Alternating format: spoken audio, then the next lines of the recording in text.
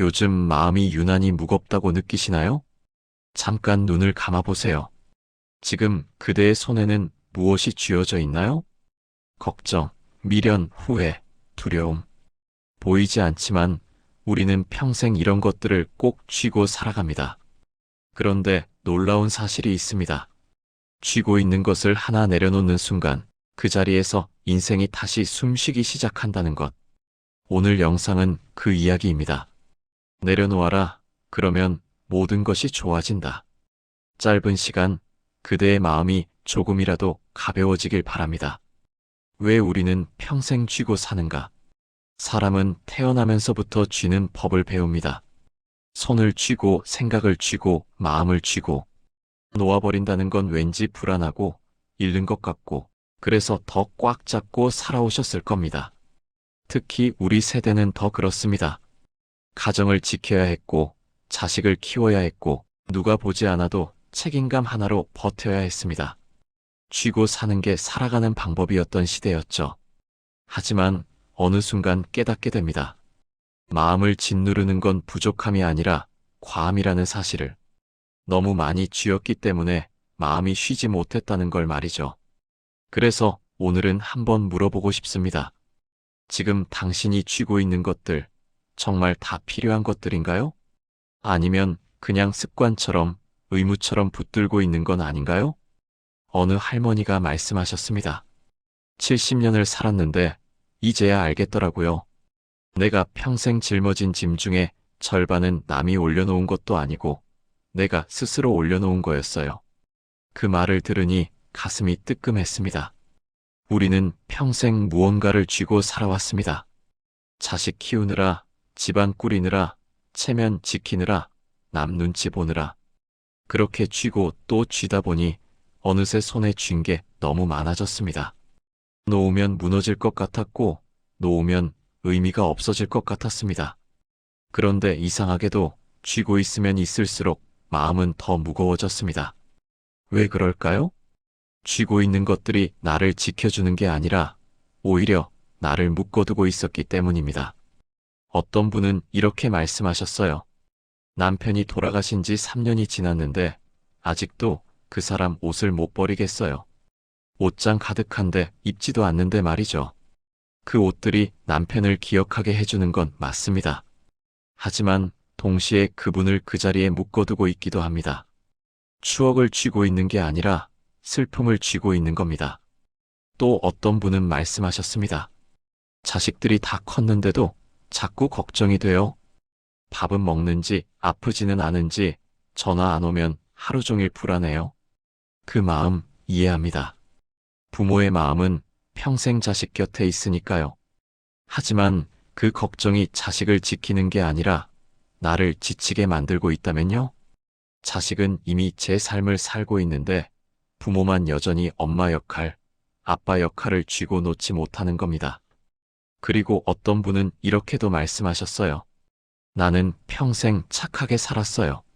누구한테 욕 안 먹으려고, 미움 안 받으려고 참고 또 참았죠. 그런데 지금 와서 보니까 나한테 잘해준 사람이 몇이나 되나 싶어요. 그 말을 들으니 마음이 아팠습니다. 평생 남의 시선을 쥐고 살았던 겁니다. 남들이 나를 어떻게 볼까, 뭐라고 할까. 그래서 내 마음보다 남의 평가를 먼저 생각했던 거죠. 그렇게 살다 보니 정작 나는 어디 갔는지 모르겠다고 하셨습니다. 우리가 쥐고 사는 것들은 이렇게 다양합니다. 물건, 사람, 기억, 역할, 체면, 책임감, 후회, 미련. 쥐고 있으면 안심이 되는 것 같지만 사실은 그게 나를 짓누르고 있습니다. 그런데 이상한 건 알면서도 놓지 못한다는 겁니다. 왜 그럴까요? 놓는 게 무섭기 때문입니다. 놓으면 빈손이 될 것 같고, 놓으면 의미 없는 사람이 될 것 같고, 놓으면 나약해 보일 것 같아서요. 하지만 진짜 나약한 건 놓지 못하는 겁니다. 필요 없는 걸 붙들고, 아픈 기억을 되새기고, 끝난 관계를 후회하는 것. 그게 진짜 나를 약하게 만듭니다. 어느 스님이 이런 이야기를 하셨습니다. 사람들은 손을 펴는 법을 모릅니다. 주먹을 쥐고 태어나서 주먹을 쥐고 살다가 주먹을 쥐고 죽습니다. 그런데 손을 펴야 비로소 새로운 걸 받을 수 있습니다. 맞는 말입니다. 쥐고 있으면 아무것도 들어올 수 없습니다. 놓아야 비로소 자유로워지고, 놓아야 가벼워지고, 놓아야 새로운 게 들어옵니다. 그럼 지금부터 한번 생각해 봅시다. 내가 지금 쥐고 있는 것들이 뭔지 말입니다. 혹시 이미 끝난 관계를 붙들고 있진 않나요? 그 사람만 아니었으면 내가 그때 그렇게만 안 했어도 이미 지나간 일입니다. 그 사람은 이미 당신 인생에서 나갔습니다. 근데 당신만 아직도 그 자리에 서 있습니다. 혹시 자식 때문에 내 인생을 포기하고 있진 않나요? 애들 다 키울 때까지만, 손주 볼 때까지만, 그렇게 평생을 누군가를 위한 삶으로 채우면 정작 나를 위한 시간은 언제 오나요? 자식은 이미 컸습니다. 이제 당신 인생을 사셔도 됩니다. 혹시 체면 때문에 하기 싫은 일을 하고 있진 않나요? 나이 들어서 이러면 안 되는데 사람들이 뭐라고 할까봐. 그래서 하고 싶은 말 못하고, 하고 싶은 일 못하고, 입고 싶은 옷 못 입고 살고 계신 건 아닌가요? 이제 남의 눈은 좀 내려놓으셔도 됩니다. 당신 인생은 남이 평가하는 게 아닙니다. 혹시 돈 때문에 불안해하고 계신가요? 노후 자금이 부족한데 자식들한테 짐이 될까봐. 물론 돈은 중요합니다. 하지만 돈 걱정하느라 지금 이 순간을 즐기지 못한다면 그게 무슨 의미가 있을까요? 당신이 가진 게 적어도 당신은 여전히 살아있고 숨 쉬고 있고 오늘을 누릴 자격이 있습니다. 이렇게 하나씩 돌아보다 보면 알게 됩니다. 내가 쥐고 있는 것 중에 진짜 필요한 건 별로 없다는 걸 말이죠. 그럼 이제 놓는 연습을 해봅시다. 한 번에 다 놓으려고 하지 마세요. 그건 불가능합니다. 하나씩 천천히 놓는 겁니다. 먼저 물건부터 시작해보세요. 집 안에 쌓여있는 물건들 정말 다 필요한가요? 언젠가 쓸 것 같아서 아까워서. 그렇게 쌓아두기만 하면 집은 창고가 됩니다. 안 쓰는 옷, 안 보는 책, 고장난 물건들. 하나씩 정리해보세요. 버리는 게 아니라 놓아주는 겁니다. 그 물건들이 당신 인생에서 역할을 다했다고 인정해주는 거예요. 그리고 나면 신기하게도 마음이 가벼워집니다. 공간이 비니까 마음도 따라서 비워지는 겁니다. 그 다음은 기억을 놓아보세요. 후회스러운 기억, 아픈 기억, 원망스러운 기억. 그걸 계속 되새기면 과거에 갇혀 살게 됩니다. 그때 내가 다르게 했으면 그 사람이 미워서. 그런 생각이 들 때마다 이렇게 말해보세요. 그래, 그런 일도 있었지. 근데 이제 됐어. 용서하라는 게 아닙니다. 그냥 더 이상 그 기억에 에너지를 쓰지 말자는 겁니다. 그 사람은 이미 당신 인생에 없는데 당신 마음속에만 계속 살게 두지 마세요. 그리고 역할도 놓아보세요. 나는 엄마니까, 나는 며느리니까, 나는 가장이니까. 그 역할들이 당신을 정의하지 않습니다. 당신은 그 이상의 사람입니다.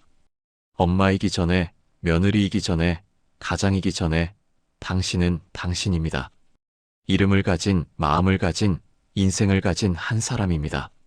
이제는 그 역할의 무게를 조금 내려놓으셔도 됩니다. 자식은 이미 컸고, 집안일은 다른 사람도 할 수 있고, 세상은 당신이 없어도 돌아갑니다. 이게 슬픈 이야기가 아닙니다. 오히려 자유로워지는 이야기입니다. 이제 당신은 누군가의 엄마, 누군가의 남편, 누군가의 며느리가 아니라 그냥 나로 살 수 있다는 뜻이니까요. 그리고 마지막으로 기대를 놓아보세요. 자식이 이렇게 해줬으면, 세상이 나를 알아줬으면. 그런 기대를 하면 할수록 실망만 커집니다. 사람들은 당신이 원하는 대로 움직이지 않습니다. 자식도, 배우자도, 친구도, 세상도 마찬가지입니다. 기대를 놓으면 실망도 사라집니다. 그리고 그때부터 진짜 평화가 찾아옵니다. 어느 할아버지가 말씀하셨습니다. 나는 70살이 넘어서야 알았어요. 인생에서 가장 중요한 건 잘 쥐는 것이 아니라 잘 놓는 것이라는 거요. 그분은 이렇게 덧붙이셨습니다. 젊을 때는 뭐든 쥐려고만 했어요. 돈, 명예, 인정, 사랑 근데 나이 들고 보니까 쥐고 있던 것들이 나를 자유롭게 한 게 아니라 묶어뒀더라고요. 그래서 하나씩 놓기 시작했어요. 그랬더니 이상하게 마음이 편해지더라고요. 정말 그렇습니다. 놓는다는 건 포기하는 게 아닙니다. 놓는다는 건 집착을 내려놓는 겁니다. 꼭 쥐고 있어야만 내 것이 아닙니다. 오히려 놓아줘야 진짜 내 것이 됩니다. 사랑도, 관계도, 추억도 마찬가지입니다. 억지로 붙들고 있으면 썩습니다. 놓아주면 아름답게 남습니다. 그래서 오늘 여러분께 권하고 싶습니다. 한 가지만이라도 놓아보시라고요. 안 쓰는 물건 하나, 아픈 기억 하나, 원망스러운 감정 하나, 무엇이든 좋습니다. 하나만 놓아보세요. 그리고 느껴보세요. 그 가벼움을. 놓는다고 해서 잃는 게 아닙니다. 오히려 얻는 겁니다. 자유를, 평화를, 여유를. 우리는 평생 쥐고 살았습니다. 이제는 놓고 사는 법을 배울 때입니다. 손을 펴세요. 그리고 느껴보세요. 비로소 바람이 손가락 사이로 지나가는 걸. 그게 진짜 자유입니다. 당신은 이미 충분히 많이 쥐고 살았습니다. 이제는 놓아도 됩니다. 아니, 놓아야 합니다. 그래야 남은 인생이 진짜 당신의 것이 됩니다. 내려놓는다는 건 포기가 아니다. 많은 분들이 이렇게 말합니다. 내려놓으라고? 그건 포기 아닌가? 하지만 아닙니다. 포기는 마음이 지쳤을 때 하는 것이고, 내려놓음은 마음이 깨어났을 때 비로소 할 수 있는 선택입니다. 포기는 희망을 버리지만 내려놓음은 집착을 버립니다. 예전에 한 어르신께 이런 말을 들었습니다. 내가 나이 들어서야 알았어. 살면서 잃은 게 많은 게 아니라 내 것 아닌 걸 계속 쥐고 있었던 시간이 많았다는 걸. 맞습니다. 내려놓는다는 건 잃는 게 아니라 불필요한 짐을 내려놓고 나다운 길을 되찾는 일입니다. 그렇다면 이제 물어봅시다. 대체 뭘 내려놓으라는 걸까요? 어떤 분은 이렇게 말씀하십니다. 내려놓으라는 건 알겠는데 구체적으로 뭘 어떻게 내려놓으란 건지 모르겠어요. 맞습니다. 막연하게 내려놓으세요라고만 하면 와닿지 않습니다. 그래서 오늘은 구체적으로 이야기해 보려 합니다. 우리가 진짜 내려놓아야 할 것들이 무엇인지 말이죠. 첫 번째, 남의 인생에 대한 책임감을 내려놓으세요. 특히 자식에 대한 과도한 책임감 말입니다. 어느 어머니가 이런 말씀을 하셨어요. 애가 결혼을 안 해요. 40이 넘었는데도 혼자 살겠대요. 그게 내 탓 같아서 밤마다 잠이 안 와요. 그 마음 충분히 이해합니다. 자식이 행복하지 않으면 부모 마음이 아픈 게 당연합니다. 하지만 생각해 보세요. 그 자식은 이미 어른입니다. 스스로 선택할 수 있는 나이입니다. 결혼을 하든 안 하든 그건 그 사람의 인생입니다. 당신이 책임질 문제가 아닙니다. 또 어떤 아버지는 이렇게 말씀하셨어요. 아들이 사업을 한다고 해서 돈을 빌려줬는데 망했어요. 그 돈 때문에 우리 노후 자금이 다 날아갔죠. 근데 아들한테 뭐라고 못하겠어요. 내가 제대로 못 가르친 것 같아서요. 이건 명백하게 아들의 선택입니다. 아버지가 책임질 일이 아닙니다. 물론 부모 마음에 자식이 힘들면 도와주고 싶은 게 당연합니다. 하지만 도와주는 것과 책임지는 것은 다릅니다. 자식의 인생은 자식이 책임져야 합니다. 당신이 평생 짊어지고 갈 짐이 아닙니다. 어느 상담사가 이런 말을 했습니다. 부모가 자식의 인생까지 책임지려고 하면 자식은 평생 어른이 되지 못합니다. 그리고 부모는 평생 쉬지 못합니다. 맞는 말입니다. 이제는 자식을 믿고 놓아주세요. 그들도 넘어지고 실패하고 다시 일어서면서 배웁니다. 당신이 그랬던 것처럼 말이죠. 두 번째, 완벽한 부모여야 한다는 환상을 내려놓으세요. 많은 분들이 이렇게 말씀하십니다. 내가 부모로서 부족했던 것 같아요. 좀 더 잘해줄 걸 그랬어요. 하지만 물어봅시다. 완벽한 부모가 어디 있습니까? 당신도 처음 부모가 되어본 겁니다. 매뉴얼도 없이, 가이드도 없이 그냥 최선을 다했을 뿐입니다. 어느 할머니가 눈물을 글썽이며 말씀하셨어요. 애들 어릴 때 남편이 사업 망해서 정말 힘들었어요. 애들한테 맛있는 것도 못 사주고 학원도 못 보냈어요. 지금도 그게 미안해요. 그런데 그분의 자식들은 지금 어떤가요? 다들 잘 자라서 건강하게 살고 계십니다. 그리고 어머니를 원망하는 자식은 단 한 명도 없었습니다. 오히려 이렇게 말했습니다. 엄마가 그때 얼마나 힘드셨을지 이제야 알아요. 우리 잘 키워주셔서 감사해요. 부모는 완벽하지 않아도 됩니다. 최선을 다했으면 그걸로 충분합니다. 자식들은 당신이 생각하는 것보다 훨씬 더 강하고 훨씬 더 이해심이 많습니다. 이제 그 무거운 죄책감 내려놓으셔도 됩니다. 당신은 이미 충분히 좋은 부모였습니다. 세 번째, 과거의 실수를 내려놓으세요. 그때 내가 그러지 말았어야 했는데, 내가 그 선택만 안 했어도. 이런 생각 하루에 몇 번이나 하십니까? 과거는 이미 지나갔습니다. 아무리 후회해도 바꿀 수 없습니다. 어느 할아버지가 이런 이야기를 하셨습니다. 젊었을 때 친구한테 돈을 빌려달라고 했다가 거절당했어요. 그 뒤로 사이가 멀어졌죠. 근데 나중에 알고 보니 그 친구도 그때 형편이 어려워서 못 빌려준 거였어요. 나는 30년 동안 그 친구를 원망하며 살았어요. 이제 와서 생각하니 그 세월이 너무 아깝습니다. 30년입니다. 30년을 과거에 묶여서 산 겁니다. 그 시간을 되돌릴 수 있다면 얼마나 좋을까요? 하지만 그럴 수 없습니다. 우리가 할 수 있는 건 지금부터라도 과거를 놓아주는 겁니다. 실수는 누구나 합니다. 잘못된 선택도 누구나 합니다. 그게 인생입니다. 중요한 건 그 실수에 발목 잡혀 사는 게 아니라 그 실수에서 배우고 앞으로 나아가는 겁니다. 어느 스님이 이런 말씀을 하셨습니다. 과거는 발판입니다. 그 위에 서서 앞을 보는 겁니다. 그런데 사람들은 그 발판을 붙들고 놓지 않습니다. 그러면 앞으로 갈 수가 없습니다. 맞습니다. 과거는 교훈으로 삼되 집착하지는 마세요. 이미 일어난 일은 받아들이고 이제는 앞을 보세요. 네 번째, 남에게 인정받고 싶은 마음을 내려놓으세요. 사람들이 나를 어떻게 볼까? 저 사람들은 나를 좋아할까? 싫어할까?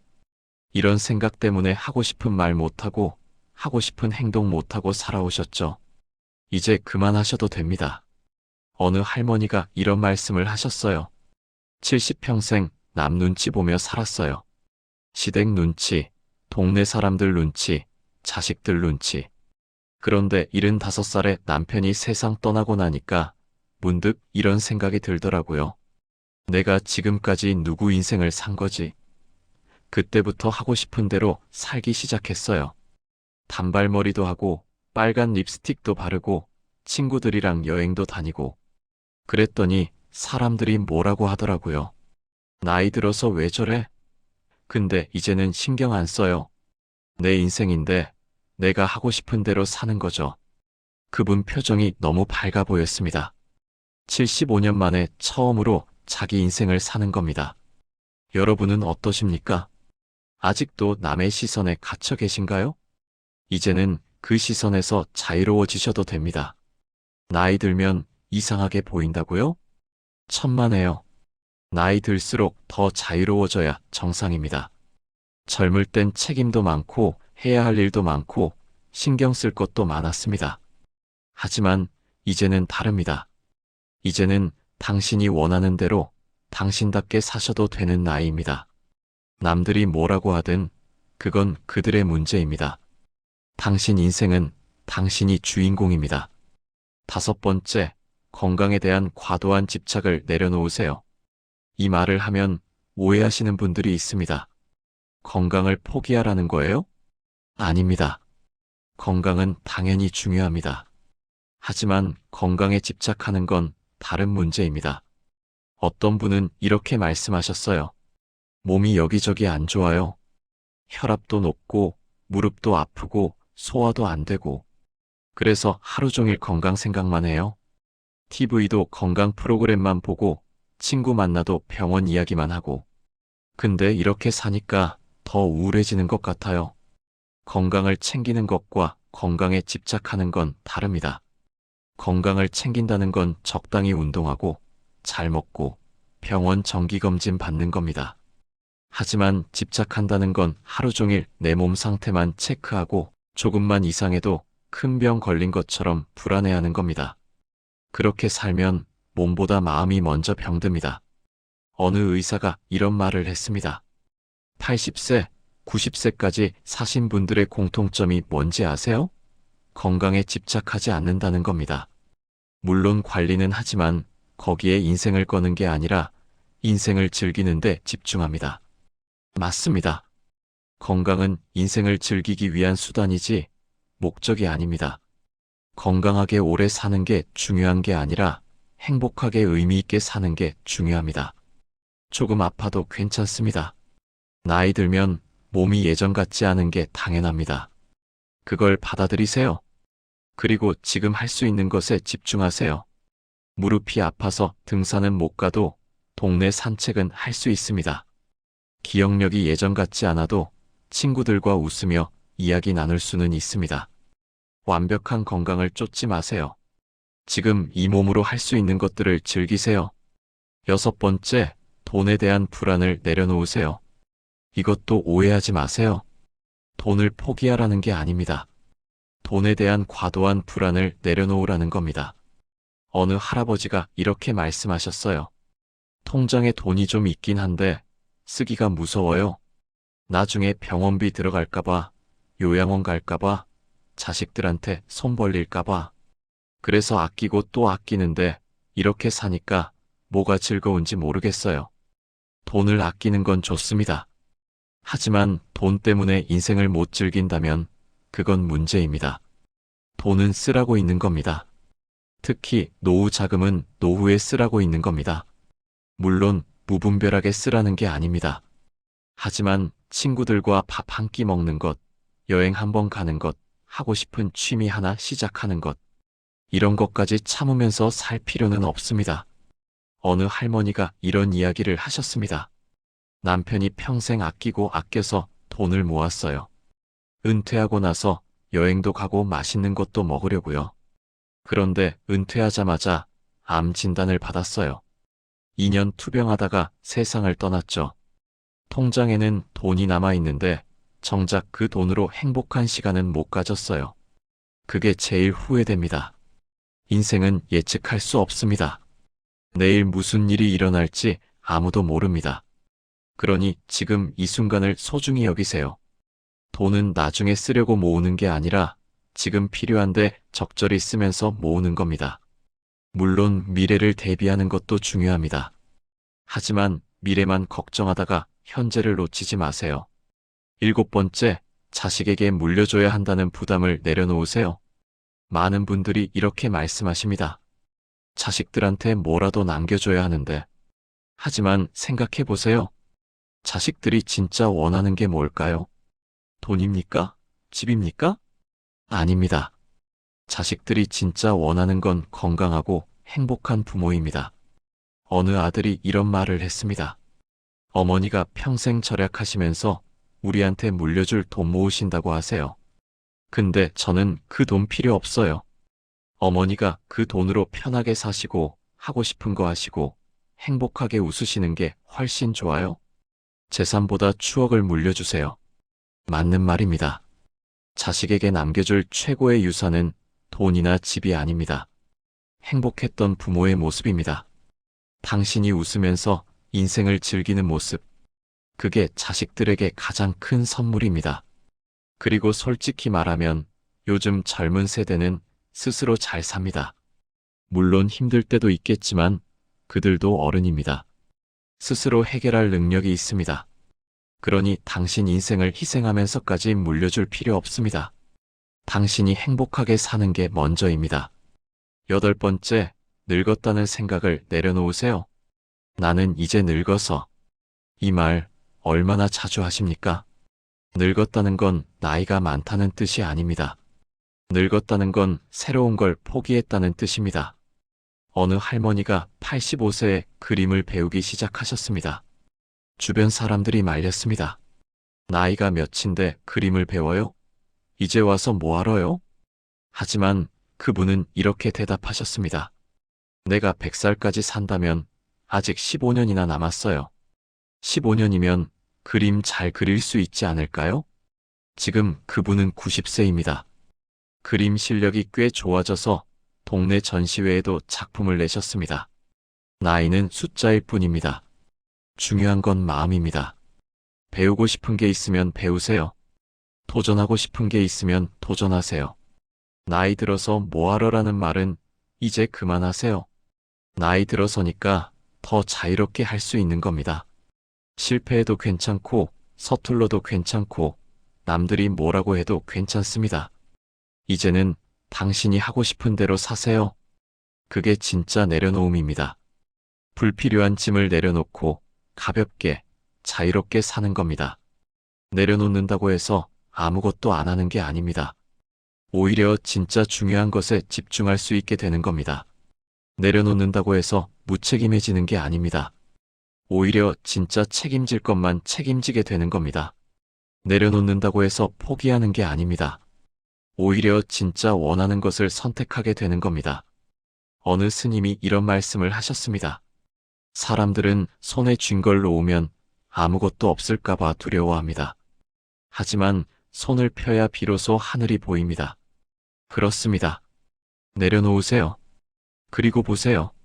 당신이 생각했던 것보다 세상은 훨씬 넓고 인생은 훨씬 가볍고 당신은 훨씬 자유롭습니다. 내가 쥐고 있는 것은 무엇인가? 지금 그대의 마음을 가장 무겁게 하는 건 무엇인가요? 지나간 관계, 다 지나간 과거의 상처, 이미 끝난 일에 대한 후회, 걱정만 가득하고 실체는 없는 불안, 아니면 자존심 혹은 체면? 아무리 생각해도 그 어느 것도 지금의 나를 행복하게 만드는 건 아닙니다. 어떤 분이 이런 말을 하셨어요.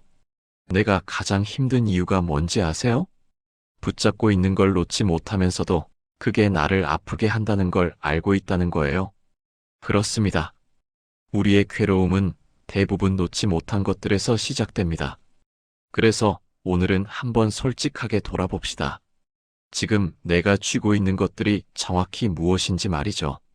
먼저 종이 한 장을 꺼내보세요. 그리고 천천히 적어보는 겁니다. 지금 이 순간 내 마음을 무겁게 하는 것들을요. 그런 거 적으면 뭐예요? 해결되는 것도 아닌데. 이렇게 말씀하실 수 있습니다. 하지만 아닙니다. 적는다는 건 인정하는 겁니다. 내가 이걸 붙들고 있다는 걸 눈으로 확인하는 거죠. 그래야 비로소 놓을 수 있습니다. 보이지 않는 건 놓을 수가 없습니다. 어느 할아버지가 상담을 받으러 오셨습니다. 마음이 너무 답답해요.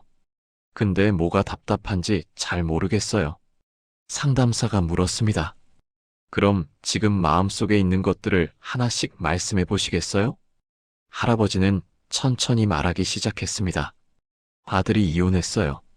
그게 자꾸 신경 쓰여요. 친구가 작년에 세상을 떠났는데 장례식 때 제대로 인사도 못했어요. 건강검진에서 이상 소견이 나왔는데 정밀검사가 무서워요. 아내랑 며칠 전에 싸웠는데 먼저 사과하기가 자존심 상해요. 이렇게 하나씩 말하다 보니 할아버지가 깜짝 놀라셨습니다. 어머, 내가 이렇게 많은 걸 마음에 담고 있었네요. 그렇습니다. 우리는 생각보다 훨씬 많은 것들을 쥐고 살고 있습니다. 그런데 그걸 인식하지 못하고 살 때가 많습니다. 그냥 막연하게 답답하다, 무겁다, 불안하다고만 느낄 뿐이죠. 하지만 정확히 뭘 쥐고 있는지 알아야 그걸 내려놓을 수 있습니다. 그럼 이제 하나씩 살펴봅시다. 당신이 쥐고 있을 가능성이 높은 것들을요. 첫 번째, 자식에 대한 걱정입니다. 애가 직장을 그만뒀대요. 며느리랑 사이가 안 좋은 것 같아요. 손주를 혼자 키운다는데 걱정이에요. 이런 생각 하루에도 몇 번씩 하시죠? 그런데 생각해 보세요. 그 걱정이 자식을 도와준 적이 있나요? 걱정한다고 문제가 해결됩니까? 아닙니다. 오히려 당신만 힘들어질 뿐입니다. 어느 어머니가 이런 말을 하셨어요. 딸이 이혼하고 혼자 애를 키워요. 밤마다 딸 생각에 잠을 못 자요. 내가 뭘 도와줄 수 있을까? 딸이 힘들어하진 않을까? 그런 생각만 하죠. 그래서 물었습니다. 어머님, 딸분께 그 마음을 전하셨어요? 아니요, 딸한테는 괜찮은 척해요. 걱정 끼치기 싫어서요. 여기서 모순이 생깁니다. 어머니는 딸을 걱정하지만 딸은 그 걱정을 모릅니다. 그럼 그 걱정은 누구를 위한 걸까요? 사실은 자식을 위한 게 아니라 나 자신을 위한 겁니다. 내가 불안해서, 내가 안심하고 싶어서 하는 걱정입니다. 어느 심리학자가 이런 말을 했습니다. 걱정의 90%는 실제로 일어나지 않습니다. 그리고 나머지 10%도 걱정한다고 막을 수 있는 게 아닙니다. 그렇습니다.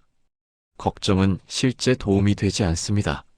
자식이 진짜 힘들 때는 걱정이 아니라 지지가 필요합니다. 엄마는 내가 걱정돼가 아니라 엄마는 내가 잘 해낼 거라고 믿어가 필요한 겁니다. 그러니 이제 걱정은 내려놓으세요. 대신 믿음을 주세요. 자식들은 당신이 생각하는 것보다 훨씬 강합니다. 두 번째, 과거의 관계를 쥐고 있습니다. 그 친구랑 10년 전에 싸우고 연락을 끊었어요. 형제간의 재산 문제로 사이가 틀어졌어요. 시댁 식구들이랑 사이가 안 좋아요. 이런 관계들이 마음에 걸리시죠? 하지만 솔직히 물어봅시다. 그 사람들이 지금 당신을 생각하고 있을까요? 아마 대부분은 아닐 겁니다. 그들은 이미 각자의 삶을 살고 있습니다.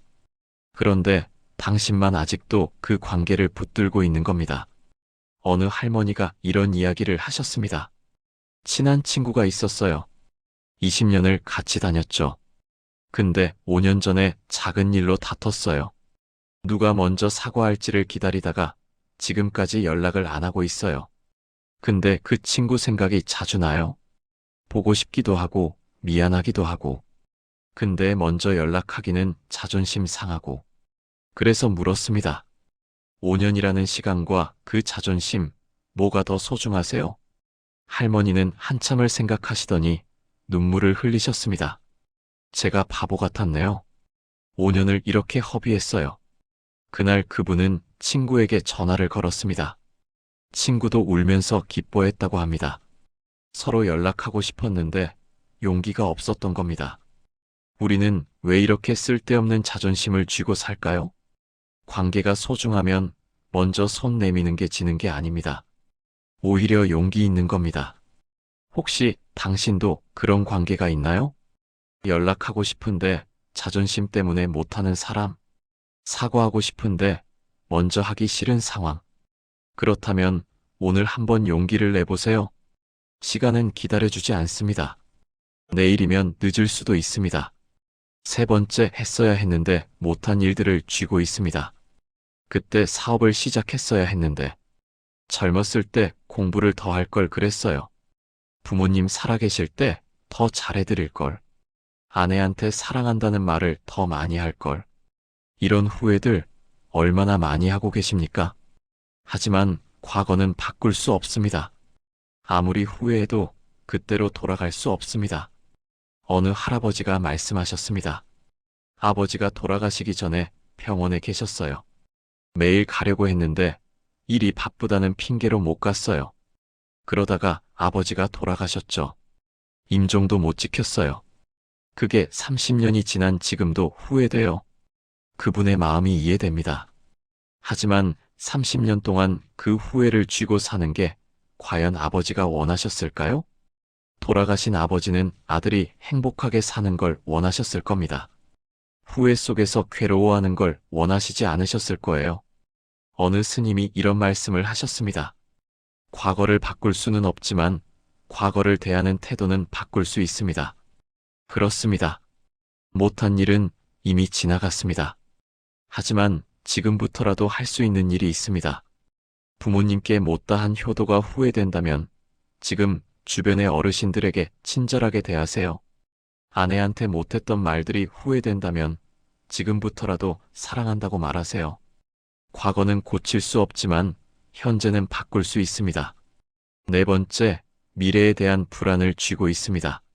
나중에 병들면 어떡하지? 돈이 부족하면 어떡하지? 혼자 남으면 어떡하지? 자식들이 안 돌봐주면 어떡하지? 이런 불안 끊임없이 찾아오죠? 하지만 생각해 보세요. 미래는 아직 오지 않았습니다. 당신이 걱정하는 그 일들이 실제로 일어날지도 모릅니다. 어느 할머니가 이런 말을 하셨어요. 70년을 살면서 깨달은 게 있어요. 내가 걱정했던 일의 90%는 실제로 일어나지 않았어요. 그리고 나머지 10%도 생각보다 견딜만 했어요. 그런데 나는 그 걱정 때문에 70년 중 절반을 불안 속에서 살았어요. 얼마나 아까운 시간인지 이제야 알겠더라고요. 미래는 누구도 알 수 없습니다. 좋은 일이 일어날 수도 있고 나쁜 일이 일어날 수도 있습니다. 하지만 확실한 건 걱정한다고 미래가 바뀌지 않는다는 겁니다. 오히려 걱정 때문에 현재를 망칠 뿐입니다. 어느 작가가 이런 글을 썼습니다. 걱정은 내일의 문제를 해결해 주지 못합니다. 단지 오늘의 평화를 빼앗아 갈 뿐입니다. 정말 그렇습니다. 미래를 위해 준비하는 건 좋습니다. 하지만 미래를 걱정하느라 오늘을 못 사는 건 어리석은 일입니다. 5번째, 남과 비교하는 마음을 쥐고 있습니다. 옆집은 자식들이 자주 오는데 우리 애들은 명절에만 와요? 친구는 외국 여행을 자주 다니는데 나는 집에만 있어요. 저 사람은 건강한데 나는 약을 달고 살아요. 이런 비교 하루에도 몇 번씩 하시죠? 하지만 비교는 불행의 시작입니다. 세상에는 나보다 나은 사람도 있고 못한 사람도 있습니다. 위를 보면 끝이 없고 아래를 보면 한이 없습니다. 어느 할아버지가 말씀하셨습니다. 저는 평생 남과 비교하며 살았어요. 젊었을 때는 친구들이랑 비교했죠. 누가 돈을 더 버는지, 누가 더 좋은 차를 타는지. 나이 들어서는 자식들을 비교했어요. 누구 아들은 의사인데, 누구 딸은 대기업 다니는데. 그렇게 평생을 비교하며 살았더니 정작 내 인생은 행복하지 않더라고요. 그분은 이렇게 덧붙이셨습니다. 75살에 깨달았어요. 남의 인생은 남의 것이고 내 인생은 내 것이라는 거요. 이제는 비교 안 해요. 그냥 내가 가진 것에 감사하며 살아요. 그랬더니 훨씬 행복해졌어요. 비교를 멈추세요. 당신은 당신대로 충분히 잘 살아왔습니다. 남들이 뭘 가졌든 그건 그들의 인생입니다. 당신은 당신의 인생에 집중하세요. 6번째, 용서하지 못한 마음을 쥐고 있습니다. 그 사람이 나한테 한 짓을 생각하면 지금도 화가 나요. 배신당한 그 기억이 아직도 생생해요. 그 사람 때문에 내 인생이 망가졌어요. 이런 원망 쉽게 놓이지 않죠? 하지만 생각해 보세요. 당신이 그 사람을 미워하는 동안 그 사람은 어떻게 살고 있을까요? 아마 당신 생각조차 안 하고 살 겁니다. 그런데 당신만 매일 그 사람을 떠올리며 괴로워하고 있습니다. 어느 할머니가 이런 말을 하셨어요. 시어머니한테 평생 구박받으며 살았어요. 정말 힘들었죠. 시어머니가 돌아가신 지 20년이 지났는데도 아직도 그때 생각만 하면 가슴이 답답해요. 그분은 이미 세상에 없는데 나만 아직도 그 상처를 안고 살아요. 용서는 상대를 위한 게 아닙니다. 나를 위한 겁니다. 원망을 놓아야 내가 자유로워집니다. 상대가 잘못했든 안 했든 그건 이제 중요하지 않습니다. 중요한 건 내가 그 상처에서 벗어나는 겁니다. 어느 목사님이 이런 말씀을 하셨습니다. 용서한다는 건 상대의 잘못을 인정하는 게 아닙니다. 내가 더 이상 그 사람에게 묶여 있지 않겠다고 선택하는 겁니다. 맞습니다. 용서는 나를 위한 선물입니다. 7번째, 완벽해야 한다는 집착을 쥐고 있습니다. 이 나이에 이것도 못하면 안 되지. 사람들 앞에서 실수하면 창피해. 나이 들어서 남한테 패 끼치면 안 돼. 이런 생각 때문에 하고 싶은 것도 못하고 계신가요? 완벽할 필요 없습니다. 특히 이 나이에는 더더욱 그렇습니다. 서툴러도 괜찮고 느려도 괜찮고 실수해도 괜찮습니다. 어느 할아버지가 80세에 스마트폰을 배우기 시작하셨습니다. 자식들이 가르쳐 주는데 자꾸 까먹으셨죠? 아이고, 내가 머리가 나빠서 자꾸 잊어버리네. 미안하다. 그때 손자가 이렇게 말했습니다. 할아버지, 저도 처음 배울 때 할아버지보다 더 못했어요. 천천히 하세요. 실수해도 괜찮아요.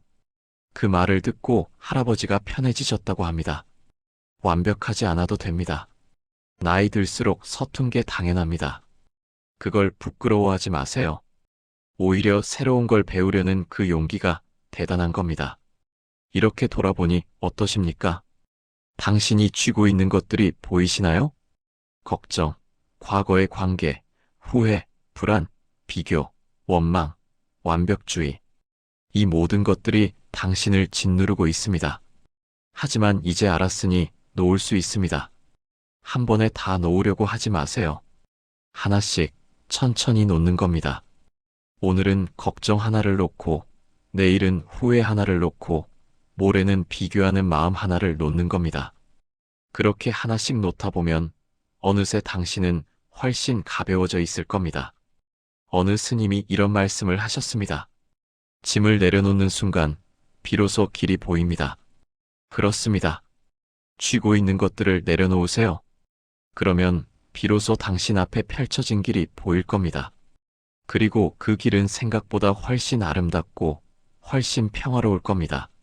놓는 순간 새로운 나가 찾아온다. 낙엽이 떨어져야 새순이 돋고 해가 지고 나서야 별이 뜹니다. 무언가를 내려놓으면 그 자리엔 반드시 새로운 것이 들어옵니다. 한 번은 70대 어르신께서 이렇게 말씀하셨습니다. 은퇴하고 나니까 삶이 끝난 줄 알았어. 근데 문을 닫으니 창문이 열리더라고. 내려놓지 않았다면 몰랐을 기쁨들이 참 많았어. 그렇습니다. 내려놓음은 끝이 아니라 새로운 시작입니다. 그대가 손을 펴는 순간 삶은 다시 흐르기 시작합니다. 그럼 지금부터 이야기해 봅시다. 내려놓고 나면 정말 무엇이 찾아오는지 말입니다. 많은 분들이 두려워하십니다. 내려놓으면 빈손이 되는 거 아닌가요? 내려놓으면 아무것도 남지 않는 거 아닌가요? 아닙니다. 오히려 반대입니다. 내려놓아야 비로소 진짜가 채워집니다. 첫 번째로 찾아오는 건 마음의 여유입니다. 어느 할머니가 말씀하셨습니다. 평생 자식 걱정, 돈 걱정, 남 눈치 보느라 살았어요. 그러다가 어느 날 생각했죠. 이렇게 살다가 죽으면 나는 뭐가 남지? 그래서 하나씩 내려놓기 시작했어요. 자식들은 자식들 인생이고 돈은 쓸 만큼만 있으면 되고 남들이 뭐라든 내 인생이니까. 그렇게 내려놓고 나니까 이상한 일이 생겼어요. 시간이 천천히 가는 느낌이었어요. 전에는 하루가 왜 이렇게 빨리 가나 했는데 이제는 하루하루가 여유롭고 길어요. 그렇습니다. 내려놓으면 시간이 달라집니다. 쫓기듯 사는 게 아니라 음미하며 살게 됩니다. 아침 커피 한 잔을 마셔도 그 맛이 다르게 느껴지고 산책을 해도 바람이 다르게 느껴집니다. 왜 그럴까요? 마음에 여유가 생겼기 때문입니다.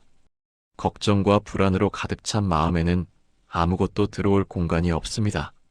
하지만 내려놓고 나면 비로소 공간이 생깁니다. 그 공간으로 평화가 들어오고 여유가 들어오고 행복이 들어옵니다. 두 번째로 찾아오는 건 진짜 관계입니다. 어느 할아버지가 이런 이야기를 하셨습니다. 나는 평생 체면을 중요하게 생각했어요.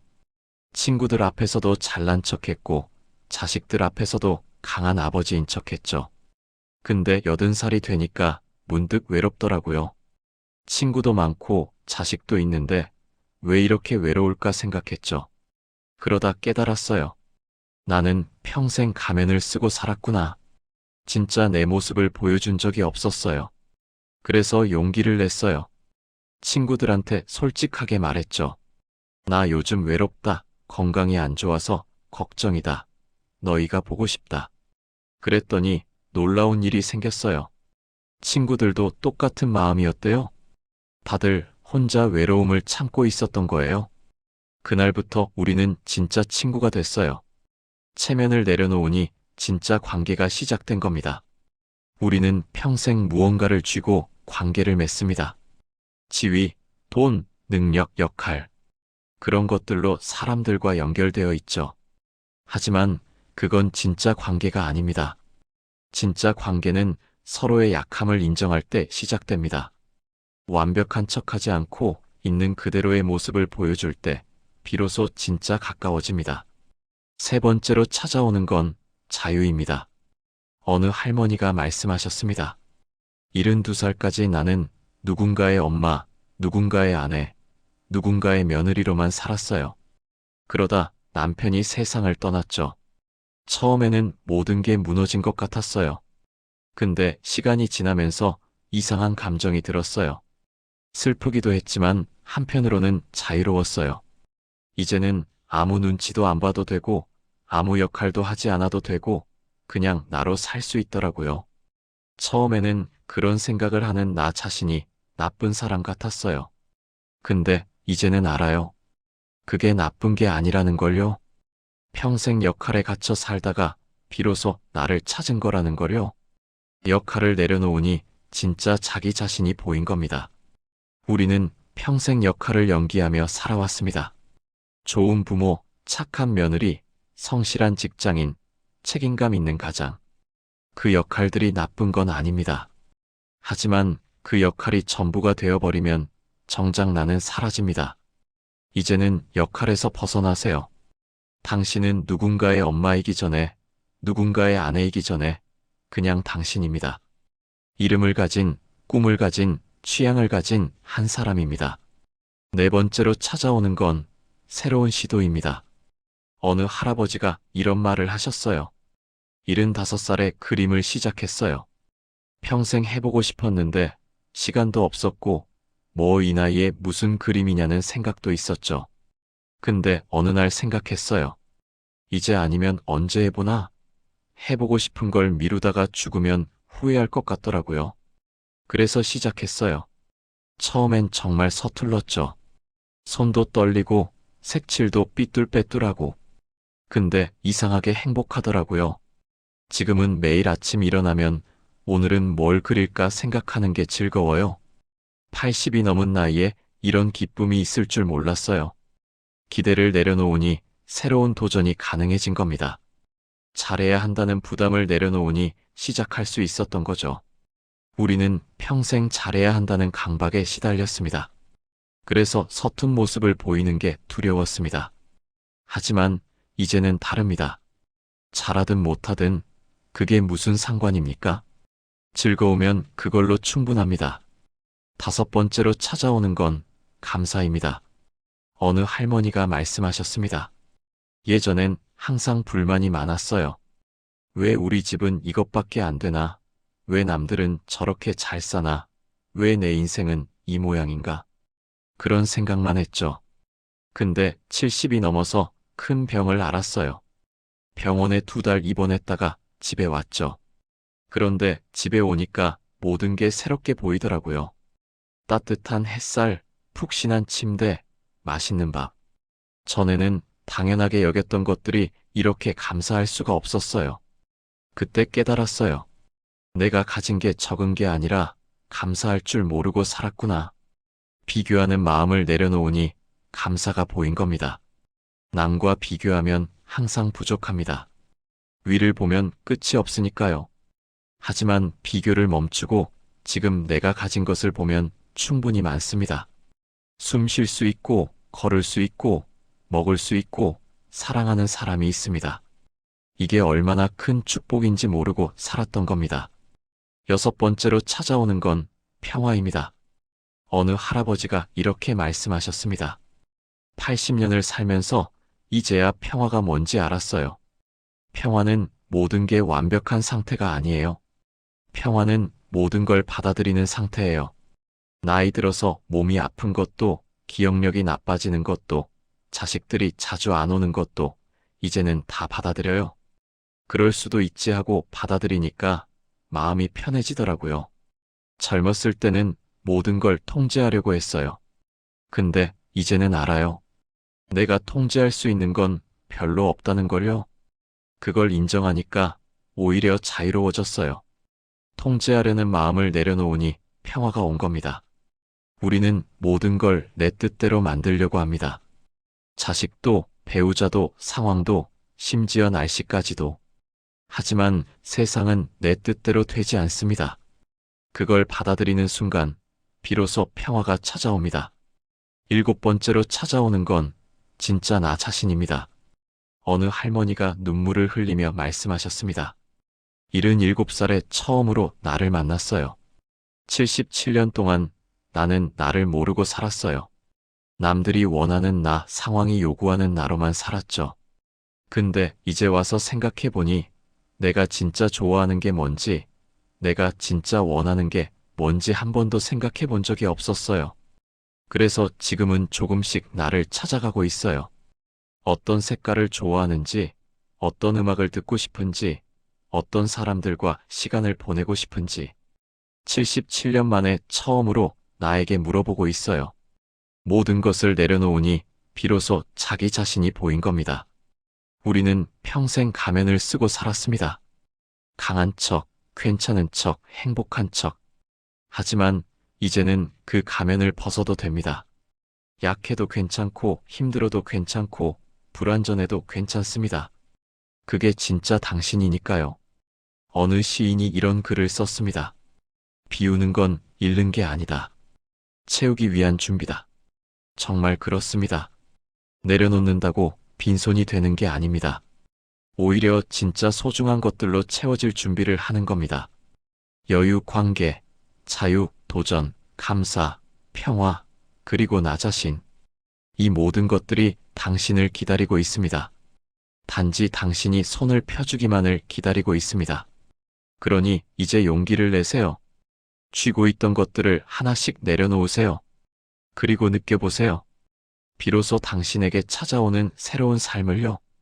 낙엽이 떨어져야 새순이 돋듯이, 해가 져야 별이 뜨듯이 당신이 내려놓는 순간 새로운 당신이 시작됩니다. 그 새로운 당신은 더 가볍고, 더 자유롭고, 더 행복할 겁니다. 마음이 가벼워지면 세상이 달라진다. 세상은 그대로인데 어느 날 문득 모든 것이 달라 보일 때가 있습니다. 그건 세상이 변한 게 아니라 그대를 바라보는 마음의 무게가 변한 것입니다. 무거운 마음은 늘 부족한 것만 보지만 가벼운 마음은 감사할 이유를 먼저 봅니다. 같은 바람도 무겁게 사는 사람은 추운 바람이라 말하고 가볍게 사는 사람은 그 바람에서 노래를 듣습니다. 마음이 가벼워지면 걸음이 달라지고 사람이 달라지고 표정이 달라집니다. 그대의 인생이 달라지는 겁니다. 그럼 지금부터 물어봅시다.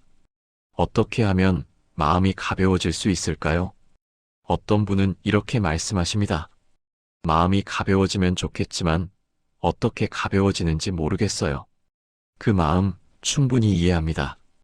평생 무겁게 살아온 사람에게 가볍게 살라는 건 쉽지 않은 일입니다. 하지만 방법은 있습니다. 그것도 아주 간단한 방법들입니다. 첫 번째, 아침에 눈 뜨면 감사부터 하세요. 오늘도 눈을 떴구나. 오늘도 숨을 쉴 수 있구나. 오늘도 하루가 주어졌구나. 이렇게 단 3가지만 감사해도 하루가 달라집니다. 어느 할머니가 이런 이야기를 하셨습니다. 나는 평생 아침에 일어나면 한숨부터 쉬었어요. 오늘도 또 이 고생을 해야 하나 하고요. 그런데 친구가 세상을 떠나고 나니까 생각이 바뀌었어요. 아침에 눈을 뜰 수 있다는 게 당연한 게 아니더라고요. 그때부터 매일 아침 오늘도 깨어났구나. 감사합니다 하고 시작해요. 그랬더니 신기하게도 하루가 달라졌어요. 같은 일을 해도 덜 힘들고 같은 사람을 만나도 덜 짜증나요. 아침의 첫 마음이 하루를 결정합니다. 한숨으로 시작하면 하루가 무겁고 감사로 시작하면 하루가 가벼워집니다. 두 번째, 작은 것에 기쁨을 느끼세요. 큰 행복만 쫓으면 평생 행복할 수 없습니다. 왜냐하면 큰 행복은 자주 오지 않으니까요. 하지만 작은 기쁨은 매일 있습니다. 따뜻한 햇살, 맛있는 차 한 잔, 친구의 안부 전화, 손주의 웃음소리. 이런 작은 것들에 기뻐할 줄 아는 사람은 매일 행복합니다. 어느 할아버지가 말씀하셨습니다. 나는 예전에 큰 것만 바랐어요. 복권 당첨, 자식 대박, 건강 완쾌. 그런 것들을 기다리며 살았죠. 근데 그런 일은 평생 일어나지 않았어요. 그래서 늘 불행하다고 느꼈죠. 그런데 80이 넘어서 깨달았어요. 행복은 큰 것에 있는 게 아니라 작은 것에 있다는 거요. 지금은 아침에 산책하면서 공원 벤치에 앉아 있는 게 좋아요. 바람도 쐬고 햇볕도 쬐고 새소리도 들으면서 아, 이게 행복이구나 싶어요. 행복은 거창한 게 아닙니다. 지금 이 순간 주어진 작은 것들에서 기쁨을 느끼는 겁니다. 세 번째, 하루에 한 번은 웃으세요. 웃음은 마음을 가볍게 만드는 가장 빠른 방법입니다. 억지로라도 웃으면 뇌가 착각을 해서 행복 호르몬이 나온다고 합니다. 거울 앞에 서서 한번 웃어보세요. 처음에는 어색하고 이상할 겁니다. 하지만 계속하다 보면 진짜로 기분이 좋아집니다. 어느 할머니가 이런 말을 하셨어요. 나는 10년 동안 우울증으로 고생했어요. 웃는 법을 까먹었죠. 그러다 손주가 태어났어요. 그 아이가 나를 보고 방글방글 웃는 거예요. 나도 모르게 따라 웃었어요. 그게 10년 만에 처음 웃은 거였어요. 그 뒤로 매일 손주 보러 가서 같이 웃었어요. 신기하게도 우울증이 조금씩 나아지더라고요. 웃음이 이렇게 중요한 줄 몰랐어요. 웃음은 약입니다. 부작용 없는 가장 좋은 약입니다. 하루에 한 번 소리내어 웃어보세요. 혼자서도 괜찮습니다. 웃다 보면 정말로 즐거워집니다. 네 번째, 몸을 움직이세요. 마음이 무거우면 몸도 무거워집니다. 그리고 몸이 무거우면 마음은 더 무거워집니다. 악순환이 시작되는 겁니다. 이 고리를 끊으려면 몸을 움직여야 합니다. 거창한 운동이 아니어도 됩니다. 집 앞을 10분만 걸어도 충분합니다. 어느 할아버지가 말씀하셨습니다. 은퇴하고 나서 하루 종일 집에만 있었어요. TV 보고 누워있고. 그렇게 2년을 살았더니 몸도 마음도 망가졌어요. 우울하고 짜증나고 의욕도 없고. 그러다 의사 선생님이 말했어요. 일단 걸으세요. 그래서 매일 아침 30분씩 걷기 시작했어요. 처음엔 힘들었는데 한 달 지나니까 달라지더라고요. 잠도 잘 오고 밥도 맛있고 기분도 좋아지고 걷기가 나를 살렸어요. 몸이 움직이면 마음도 움직입니다. 가만히 앉아 있으면 생각만 많아지고 마음만 무거워집니다. 일어나서 움직이세요. 그것만으로도 마음이 한결 가벼워집니다. 다섯 번째, 사람을 만나세요. 혼자 있으면 생각이 깊어집니다. 생각이 깊어지면 걱정도 깊어집니다. 그래서 마음이 무거워집니다. 사람을 만나면 다릅니다. 이야기하고 웃고 공감하다 보면 마음이 풀립니다. 어느 할머니가 이런 이야기를 하셨습니다. 남편 떠나고 3년 동안 집에만 있었어요. 아무도 보기 싫고 나가기도 싫고. 그런데 친구가 찾아와서 억지로 끌고 나갔어요. 동네 경로당에 데려갔죠. 처음엔 정말 싫었어요. 근데 거기서 나랑 비슷한 처지의 사람들을 만났어요. 다들 혼자 사는 분들이었죠. 이야기를 나누다 보니 나만 힘든 게 아니구나 싶었어요. 그리고 같이 웃고 밥 먹고 하다 보니 마음이 한결 가벼워졌어요. 이제는 매일 나가요. 거기가 나한테는 힐링 장소예요. 사람은 혼자 살 수 없습니다.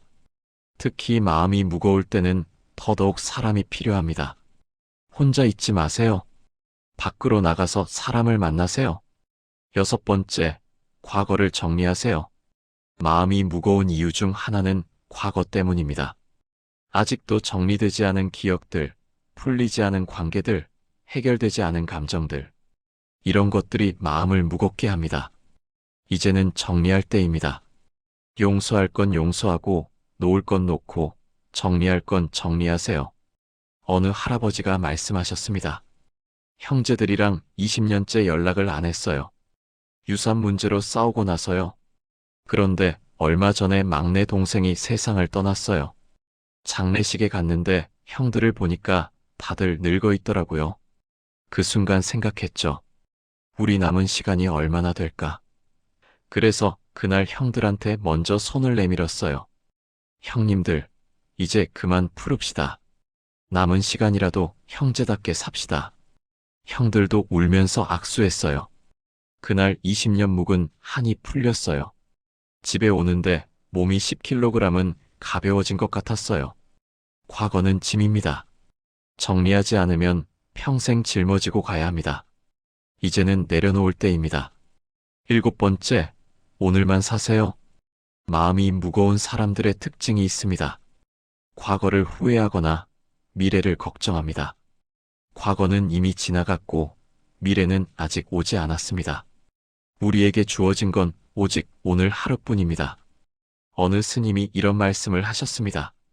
어제는 지나간 수표이고 내일은 오지 않은 약속어음입니다. 오늘만이 우리가 쓸 수 있는 현금입니다.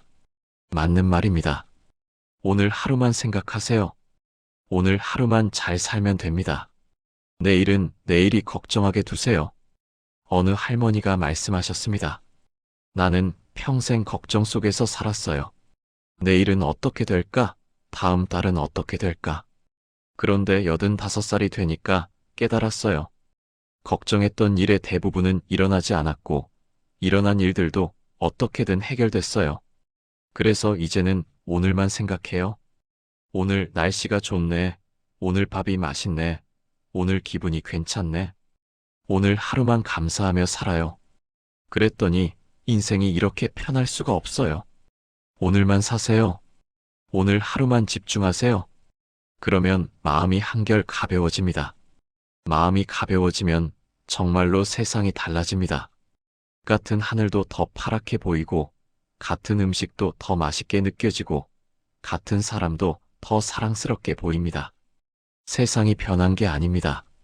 당신의 마음이 변한 겁니다. 마음의 무게를 내려놓으니 세상이 새롭게 보이는 겁니다. 어느 시인이 이런 글을 썼습니다. 무거운 마음으로 보는 세상은 흑백이지만 가벼운 마음으로 보는 세상은 총천연색입니다. 정말 그렇습니다. 마음이 가벼워지면 당신의 인생이 완전히 달라집니다. 걸음걸이가 달라지고 표정이 달라지고 말투가 달라집니다. 그리고 무엇보다 당신 자신이 달라집니다. 더 이상 무거운 짐을 짊어진 사람이 아니라 가볍게 춤추듯 사는 사람이 됩니다. 그게 진짜 자유입니다. 그게 진짜 행복입니다. 그러니 오늘부터 시작하세요. 마음을 가볍게 만드는 작은 실천들을요. 하나씩 천천히 꾸준히 하다 보면 어느새 당신은 완전히 다른 사람이 되어 있을 겁니다. 가볍게, 자유롭게, 행복하게 사는 사람으로 말입니다. 욕심을 내려놓으면 행복이 들어온다. 행복을 막는 건 결핍이 아니라 끝없는 욕심입니다. 조금만 더, 조금만 더. 이 생각이 평생을 힘들게 합니다. 한 스님의 말씀이 떠오릅니다. 마음은 채울 때가 아니라 비울 때 충만해진다. 욕심이 가득한 마음에는 행복이 들어올 자리가 없습니다. 가득 찬 항아리에 물이 더 들어가지 않듯 넘쳐나는 욕심은 결국 나를 불안하게 만들 뿐입니다. 반대로 불필요한 욕심을 내려놓으면 마음엔 여백이 생기고 그 여백 속에서 행복은 잔잔하게 피어납니다. 그럼 이제 솔직하게 물어봅시다. 나는 지금 무엇을 욕심내고 있는가? 어떤 분은 이렇게 말씀하십니다. 나는 욕심 없이 살아요. 그냥 평범하게 살 뿐이에요. 하지만 정말 그럴까요? 우리는 생각보다 많은 욕심을 품고 삽니다. 다만 그걸 욕심이라고 인식하지 못할 뿐입니다. 어느 할머니가 이런 이야기를 하셨습니다. 나는 자식들한테 아무것도 바라지 않아요.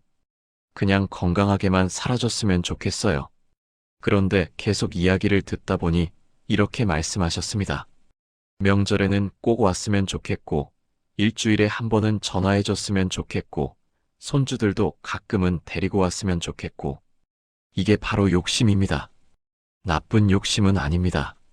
하지만 해줬으면 좋겠다는 생각 자체가 욕심입니다. 그리고 그 욕심이 채워지지 않으면 서운해지고 불행해집니다. 욕심은 나쁜 것만이 아닙니다. 돈에 대한 욕심, 명예에 대한 욕심만 욕심이 아니에요.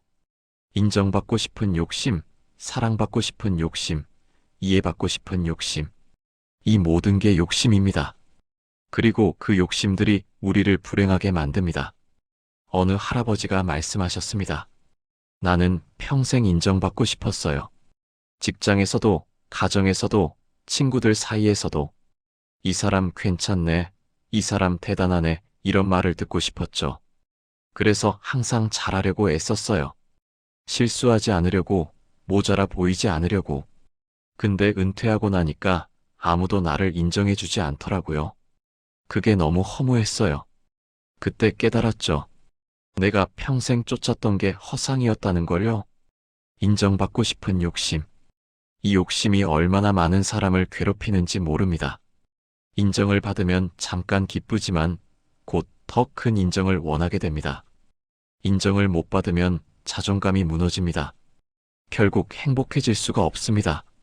또 어떤 할머니는 이렇게 말씀하셨어요. 나는 자식들이 나를 사랑해줬으면 좋겠어요. 내가 이렇게 평생 고생하며 키웠는데 조금은 나를 생각해줬으면 좋겠어요. 그 마음 이해합니다. 부모라면 누구나 그런 마음이 있을 겁니다. 하지만 그것도 욕심입니다. 자식이 나를 사랑해야 한다는 기대. 그 기대가 채워지지 않으면 서운함이 생기고 원망이 생깁니다. 어느 상담사가 이런 말을 했습니다. 사람들은 욕심을 채우면 행복해질 거라고 생각합니다. 하지만 욕심은 끝이 없습니다. 하나를 채우면 또 다른 욕심이 생깁니다. 결국 욕심을 채워서는 절대 행복해질 수 없습니다. 그렇습니다. 욕심은 채울수록 더 커집니다. 100만 원을 원하다가 1000만 원을 갖게 되면 이번엔 1억을 원하게 됩니다. 작은 집에서 큰 집으로 이사하면 더 큰 집을 원하게 됩니다. 끝이 없습니다. 그럼 어떻게 해야 할까요? 욕심을 내려놓아야 합니다. 욕심을 내려놓으면 아무 의욕도 없이 사는 거 아닌가요? 이렇게 걱정하시는 분들이 있습니다. 아닙니다. 욕심과 의욕은 다릅니다. 의욕은 건강한 동기입니다. 오늘 산책을 해야겠다. 친구를 만나야겠다. 책을 읽어야겠다. 이건 의욕입니다. 하지만 욕심은 다릅니다. 남들보다 더 많이 걸어야 해. 친구가 나를 좋아해야 해. 책을 많이 읽어서 똑똑해 보여야 해. 이건 욕심입니다. 의욕은 나를 앞으로 나아가게 하지만 욕심은 나를 불안하게 만듭니다.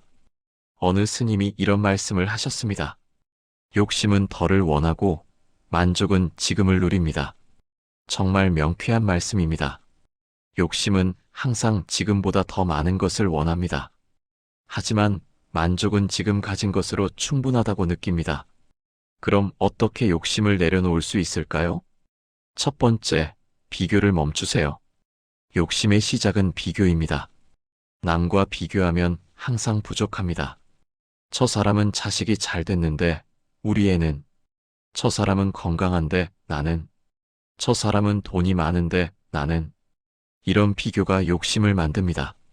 비교를 멈추세요. 남의 인생은 남의 것이고 내 인생은 내 것입니다. 어느 할아버지가 말씀하셨습니다. 80이 넘어서야 깨달았어요. 남과 비교하는 건 의미가 없다는 걸요. 각자 사는 방식이 다르고 행복의 기준도 다르니까요. 이제는 비교 안 해요. 그냥 내 삶에 집중해요. 그랬더니 훨씬 편해졌어요. 두 번째, 감사하는 습관을 들이세요. 욕심은 없는 것에 집중하지만 감사는 있는 것에 집중합니다. 매일 아침 3가지만 감사해 보세요. 오늘도 눈을 떴다.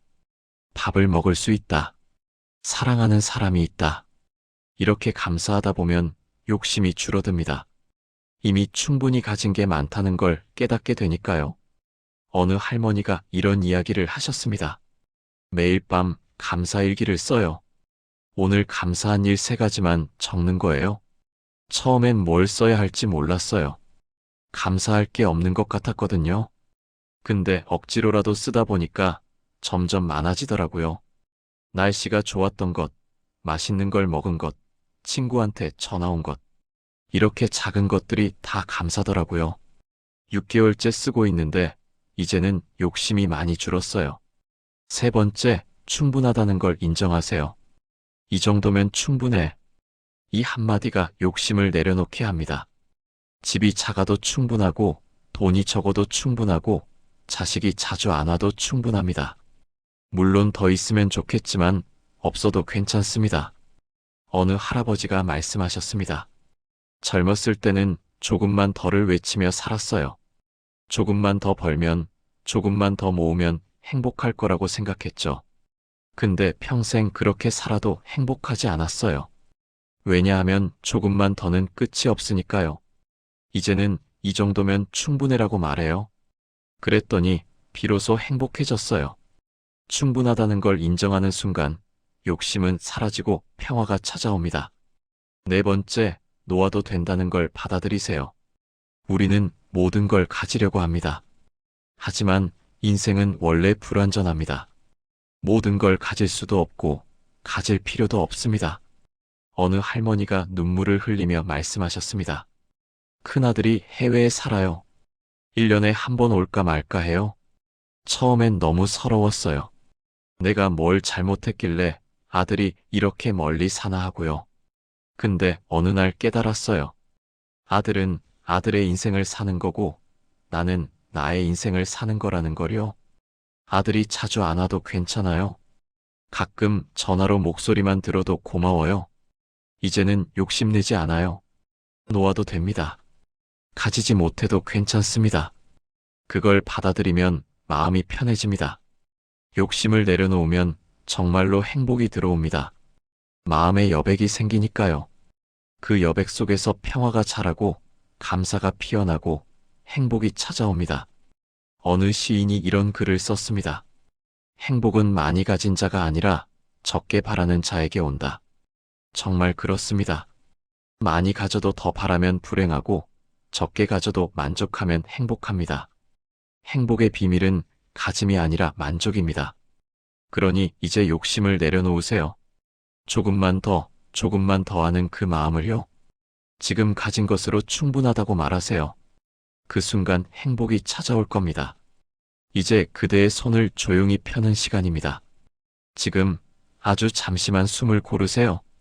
그리고 마음속으로 이렇게 물어보세요.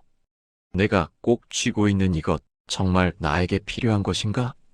그 답이 불안이라면 그건 이제 내려놓을 시간이라는 뜻입니다. 그대를 무겁게 하던 생각 하나만 내려놓아도 그대의 마음엔 새로운 바람이 불기 시작합니다. 걱정도, 미련도, 두려움도 잠시만 내려놓아 보세요. 그 순간 세상은 조용히 그대에게 미소 지을 것입니다. 내려놓는다는 건 한 번에 모든 걸 버리는 게 아닙니다. 오늘 하나, 내일 하나, 천천히 놓아가는 겁니다. 급하게 할 필요 없습니다. 평생 쥐고 살았던 것을 하루아침에 놓을 수는 없으니까요. 하지만 시작은 할 수 있습니다. 지금 이 순간부터 말이죠. 어느 스님이 이런 말씀을 하셨습니다. 첫니길도 한 걸음부터입니다. 내려놓음도 마찬가지입니다. 작은 것 하나를 놓는 것부터 시작하세요. 그렇습니다. 오늘 하나만 내려놓아 보세요.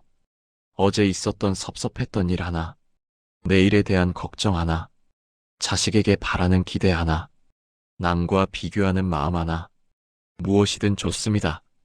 딱 하나만 내려놓는 겁니다. 어느 할머니가 이런 실천을 하셨습니다. 매일 밤 자기 전에 종이에 하나씩 적어요. 오늘 내가 놓을 것 하나를요. 며느리가 집안일 안 한다고 속상했던 마음, 친구가 나만 빼고 만났다는 서운함, 건강이 나빠질까봐 하는 걱정. 이렇게 하나씩 적고 나서 그 종이를 구겨서 버려요. 그러면 신기하게도 정말 마음에서 내려놓아지더라고요. 1년을 그렇게 했더니 365개를 내려놓았어요. 마음이 정말 가벼워졌어요. 좋은 방법입니다. 눈에 보이지 않는 것은 놓기 어렵습니다. 하지만 종이에 적어서 버리면 실제로 놓는 느낌이 듭니다. 여러분도 한번 해보세요. 오늘 밤 자기 전에 종이 한 장을 꺼내세요. 그리고 오늘 내가 놓을 것 하나를 적으세요. 그리고 그 종이를 구겨서 쓰레기통에 버리세요. 그 순간 여러분은 하나를 내려놓은 겁니다. 또 다른 방법도 있습니다. 소리내어 말하는 겁니다. 혼자 있을 때 조용히 말해보세요. 나는 이제 이것을 내려놓습니다. 나는 이제 이것에 집착하지 않습니다. 나는 이제 이것으로부터 자유롭습니다. 어느 할아버지가 말씀하셨습니다. 처음엔 이상하더라고요. 혼자 중얼거리는 게. 근데 계속하다 보니까 힘이 생기더라고요. 내가 스스로에게 선언하는 느낌이었어요. 나는 더 이상 과거에 묶여 있지 않다.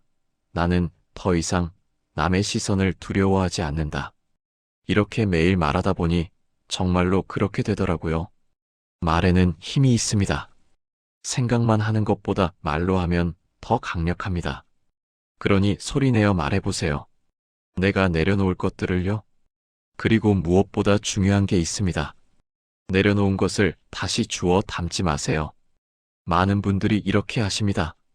오늘은 걱정 안 해야지 하고 내려놓았다가 1시간 뒤에 또 걱정합니다. 이제 과거는 잊어야지 하고 내려놓았다가 다음 날 또 떠올립니다. 그러면 소용없습니다. 내려놓았으면 그대로 두세요. 다시 주워 담지 마세요. 어느 스님이 이런 비유를 하셨습니다. 사람들은 짐을 내려놓고도 계속 뒤돌아봅니다. 내 짐이 잘 있나? 내가 놓은 게 맞나? 그러다가 다시 짐을 집니다. 진짜 내려놓는다는 건 뒤돌아보지 않는 겁니다. 놓고 그냥 가는 겁니다. 맞는 말입니다. 내려놓았으면 뒤돌아보지 마세요. 다시 생각하지 마세요. 그냥 놓고 가세요. 그리고 이것도 기억하세요. 내려놓는 건 약함이 아니라 강함입니다. 어떤 분들은 이렇게 생각하십니다. 내려놓으면 패배자 같아요. 내려놓으면 포기하는 것 같아요. 아닙니다. 오히려 반대입니다. 내려놓는 건 용기입니다. 쥐고 있는 게 편한데도 놓는 건 쉬운 일이 아닙니다. 익숙한 걸 버리는 건 두려운 일입니다.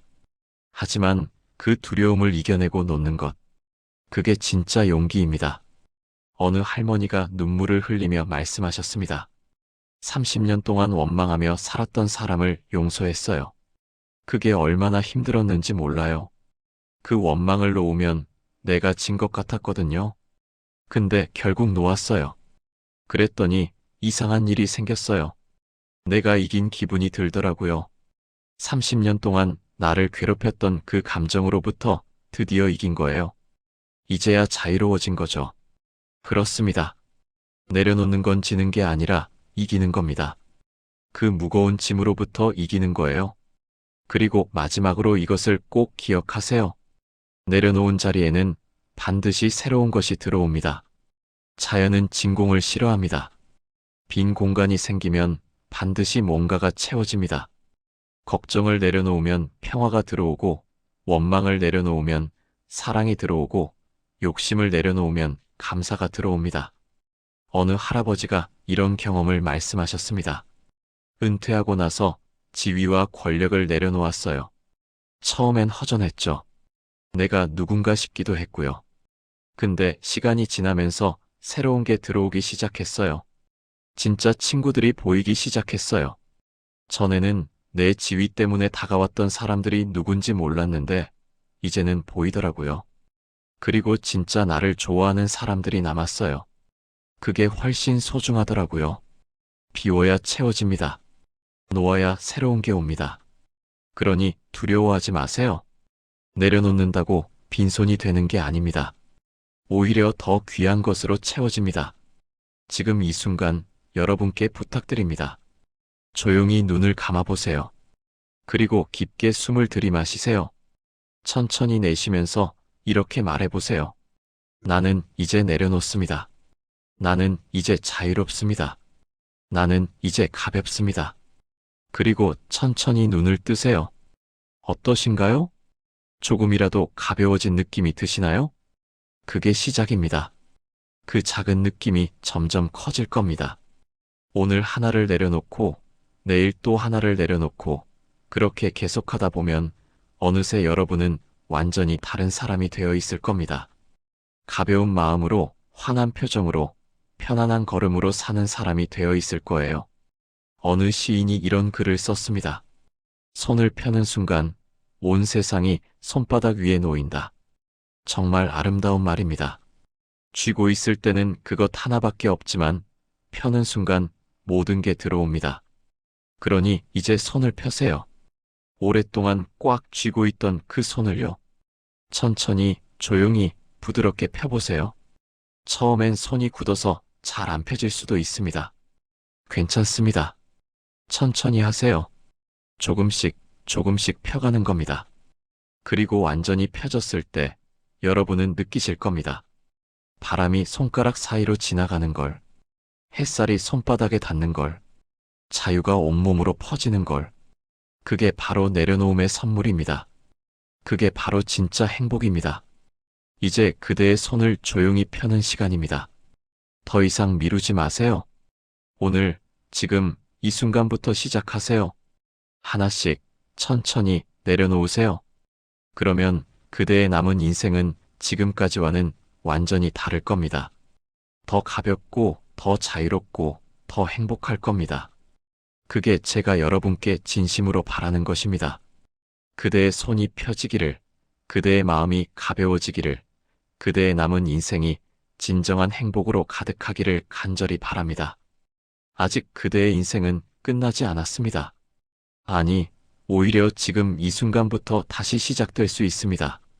세월이 흘러 몸은 조금 느려졌을지 몰라도 마음은 언제든 다시 꽃 피울 수 있습니다.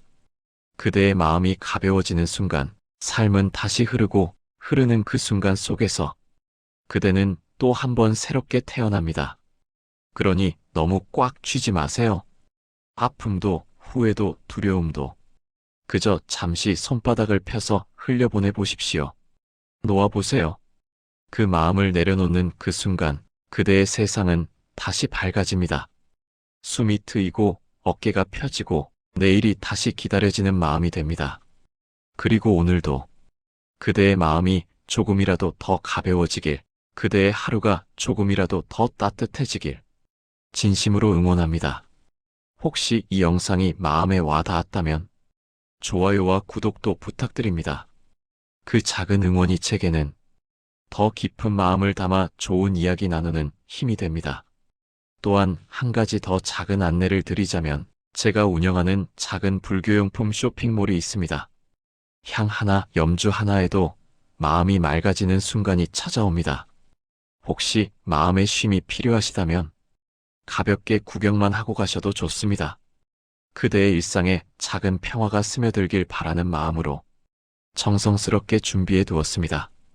인생은요, 큰 결심으로 달라지는 게 아니라 작은 내려놓음 하나에서 달라집니다. 오늘 단 한 가지라도 내려놓았다면 그대는 이미 한 걸음 앞으로 나아간 것입니다. 부디 잊지 마세요. 내려놓을수록 그대의 마음은 빛나기 시작합니다. 그리고 그 빛은 앞으로의 길을 더 따뜻하게 비춰줄 것입니다. 늘 그대의 평안을 기도합니다. 그리고 조용히 응원합니다.